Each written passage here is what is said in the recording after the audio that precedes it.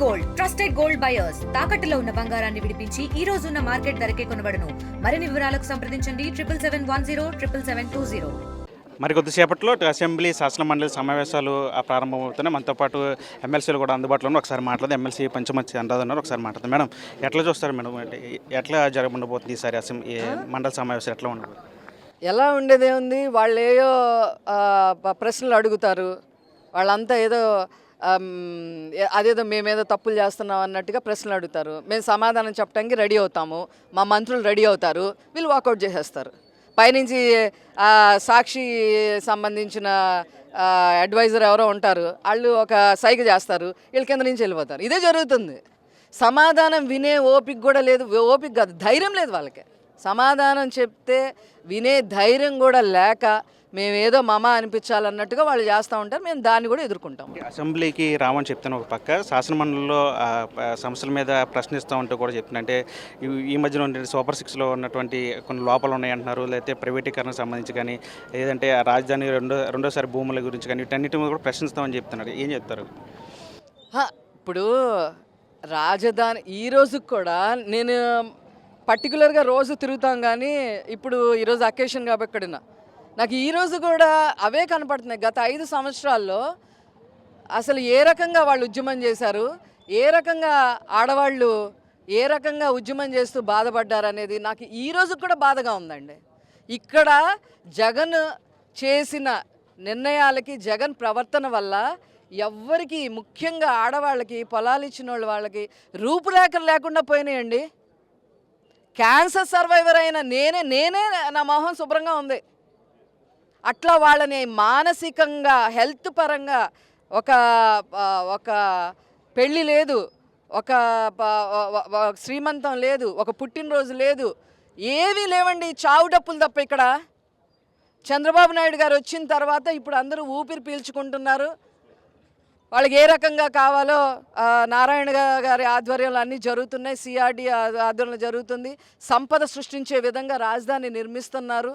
దీన్ని చూసి హర్షించాలి పోయి, సిగ్గుపడాల్సింది పోయి, ఇది ఎక్కడ మళ్ళీ మరో ఫైనాన్షియల్ డిస్ట్రిక్ట్ అవుద్ది, మళ్ళీ సైబర్ సిటీ అయ్యిద్ది, ఇది అవ్వకుండా చెయ్యాలి అని చెప్పి ఆ సజ్జల రామకృష్ణారెడ్డి, ఇంకెవరు విడుదల రజని, ఇంకా ఎవరెవరో ఇక్కడ ఈ ప్రాంతంలో ఉన్న వాళ్ళకి అసలు నిస్సిగ్గుగా మాట్లాడుతూ ఉన్నారు. అది కరెక్ట్ కాదు. అది మీరు ప్రజలు బాగోగులు చూడాల్సిన వాళ్ళు పాలిటిక్స్లోకి వచ్చి అమరావతి రైతులు ఆత్మహత్య చేసుకునేలాగా చేశారు. ఏం పార్టీ మీ పార్టీ? దిక్కుమాలిన పార్టీ. అసలు బంగాళాల ఖాతాలో మీ పార్టీ కలిపినా కూడా మీకు సిగ్గు రాలేదు వైసీపీ వాళ్ళకి. గత 5 ఏళ్ళు 3 రాజధానులు అంటూ కూడా ప్రచారం చేసిన పరిస్థితి. మొన్నే వైసీపీ ఒక స్టాండ్ తీసుకుంది, అమరావతిలోనే రాజధాని ఉంటుందని. ఏమండి, అసలు స్టాండ్ అనే మాటకి వాళ్ళకి అర్థం తెలుసా? ఆ రోజు ఏం చెప్పాడు? 2019 ముందు జగన్మోహన్ రెడ్డి 30,000 ఎకరాలైనా మాకు ఓకే, రాజధాని మాకు ఓకే అని చెప్పాడు. మాట తప్పను, మడం తెప్పను అని చెప్పాడు. ఇప్పుడు ఏంటో ఏదో మళ్ళీ స్టాండ్ వాళ్ళు స్టాండ్ తీసుకుంటే అంత, తీసుకోకపోతే అంత. మాట నిలబడే పరిస్థితే లేదు ఆ పార్టీకి. అదొక క్రిమినల్ పార్టీ. నన్ను కూడా స్పీకర్ అయ్యన పత్రి చెప్పారు, అసెంబ్లీకి రావాలి, వచ్చి మాట్లాడాలి ప్రజా సమస్యల మీద నుంచి. కానీ వాళ్ళు మాత్రం ఒకటే పట్టుబడుతున్నారు, ప్రతిపక్ష హోదా. ప్రతిపక్ష హోదా ఇవ్వాల్సింది ప్రజలండి, మేం కాదు. 18 సీట్లు వస్తేనే మీకు ప్రతిపక్ష హోదా వస్తుంది. మీకోసం రాజ్యాంగాన్ని మార్చేయలేరు కదా ఎవరు కూడా. అయినా సరే 11 మందిని గెలిపించారు కాబట్టి ప్రజలు మీరు వచ్చి కూర్చొని మాట్లాడాలి. మేము లిక్కర్ కుంభకోణం గురించి అడుగుతాము, మీ దగ్గర సమాధానం లేదు. అమరావతి గురించి అడుగుతాము, మీ దగ్గర సమాధానం లేదు. పోలవరం ప్రాజెక్టు గురించి అడుగుతాము, మీ దగ్గర సమాధానం లేదు. రైతుల్ని మోసం ఎందుకు చేశారని అడుగుతాము, మీ దగ్గర సమాధానం లేదు. బీసీలను ఎందుకు హత్యలు చేశారని అడుగుతాం, మీ దగ్గర సమాధానం లేదు. దళితులను ఎందుకు డోర్ డెలివరీలు చేశారు, చంపేశారని అడుగుతాం, మీ దగ్గర సమాధానం లేదు.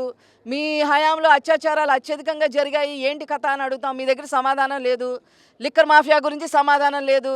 ల్యాండ్ మాఫియా గురించి సమాధానం లేదు. శాండ్ మాఫియా గురించి సమాధానం లేదు. సెంటుబట్ట భూమి గురించి మీ దగ్గర సమాధానం లేదు. అసైన్ భూములు లాక్కున్నారు, మీ దగ్గర సమాధానం లేదు. బీసీలకి లోకల్ బాడీస్లో రిజర్వేషన్లు లేకుండా చేశారు, దాని గురించి అడిగితే మీ సమాధానం లేదు. ఉద్యోగాలు కల్పిస్తామన్నారు, మీకు సమాధానం లేదు. ఏంటి అని అడిగితే పరిశ్రమలు ఎందుకు ఎలగొట్టారని అడుగుతాం మేము, దాని దగ్గర మీ దగ్గర సమాధానం లేదు. ఏం చెప్తారు మీరు? ఇవన్నీ సమాధానాలు చెప్పక మీరు వెళ్ళి ఆ బెంగళూరులో దాక్కొని, కొంతమంది తాడేపల్లిలో దాక్కొని, ఇప్పుడేమో మాకు ప్రతిపక్ష హోదా రాలేదు అందుకే మేము రావట్లేదు అని అంటే ఇదే మొత్తంగా ఎమ్మెల్సీ పంచమొత్తం అంతా చెప్తున్నారు. ప్రతిపక్ష హోదా అనేది ప్రజలు ఇవ్వాల్సింది. 11 సీట్లతో ప్రతిపక్ష హోదా ఏ విధంగా వస్తుంది? అయినా సరే గెలిచినటువంటి ఎమ్మెల్యేలు అందరూ కూడా వచ్చి ప్రజా సమస్యల మీద మాట్లాడాలని, ఈ విధంగా చేయడం కరెక్ట్ కాదని చెప్పి ఆమె కూడా చెప్తున్న పరిస్థితితో మన టీవీ వెంకటపురం నుంచి. తెలుగులో న్యూస్ కి ఫాస్టెస్ట్ యాప్ ఇప్పుడు టోటలీ న్యూ అవతార్లో జస్ట్ 5 సెకండ్స్ లో కంప్లీట్ న్యూస్. సోషల్ మీడియాలో ట్రెండ్స్ కి one stop solution. Live TV app voice search option తో ఇప్పుడే డౌన్లోడ్ చేయండి లేదా అప్డేట్ అయిపోండి. యాప్ లింక్ డిస్క్రిప్షన్ లో ఉంది.